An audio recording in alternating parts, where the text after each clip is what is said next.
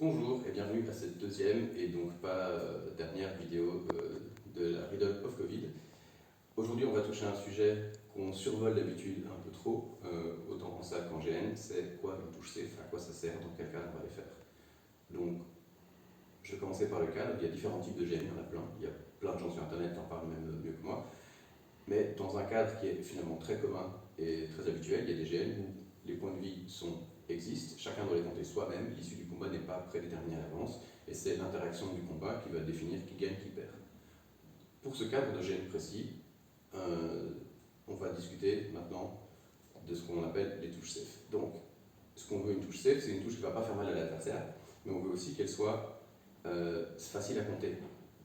Donc pour ça, il faut aussi qu'elle soit nette. Donc c'est une touche qui doit être contrôlable et qui soit suffisamment nette pour être bien dissociable et pratique à compter pour l'adversaire, même s'il est en plate. Il faut qu'il puisse, il n'a pas senti, mais il a remarqué qu'il a été touché. Ça, c'est ce qu'on veut faire.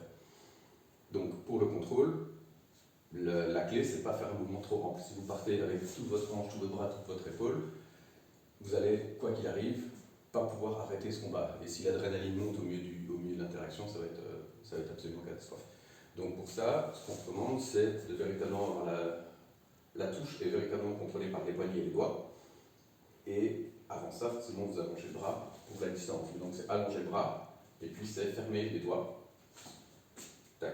Normalement, si vous avez une tenue sur un sabre, vous tenez votre sabre par les doigts, et vous ne serrez qu'au moment d'un impact. Et donc là, c'est la même idée. Je tiens avec mon sabre, avec mes doigts ouverts, et au moment de l'impact, je vais serrer. Et ça va d'office amener, ça va faire descendre mon sabre de cette façon-ci. Il y aura un impact et il va rebondir. Et vous laissez le sabre va rebondir normalement naturellement. Vous laissez faire ça. Vous pouvez utiliser ce mouvement pour vous finir en parade. Donc, si je fais ça,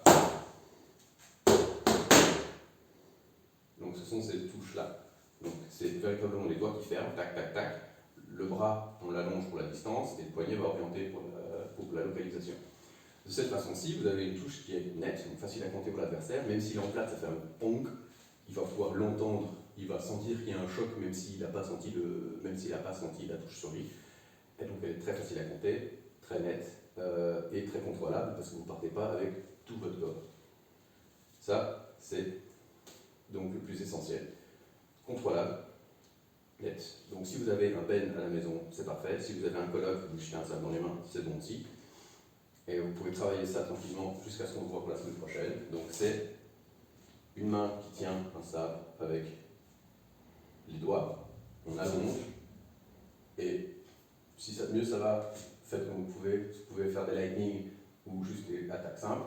Lightning, c'est le fait d'allonger une fois le bras et de mettre plusieurs touches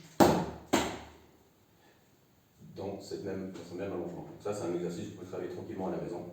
Allongez le bras, tac, tac, une série d'attaques contrôlées avec un impact net. Voilà, c'est tout pour cette semaine et à la prochaine.